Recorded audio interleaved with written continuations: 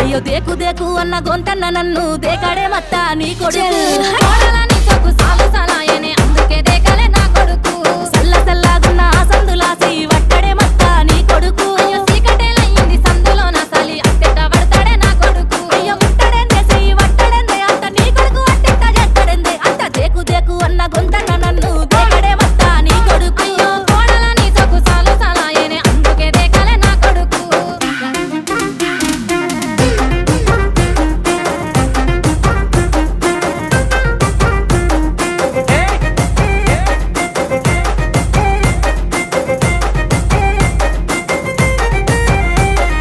నీళ్లు పోసి వెంచిన పూలను పట్టించుకోడత్తా నీ కొడుకు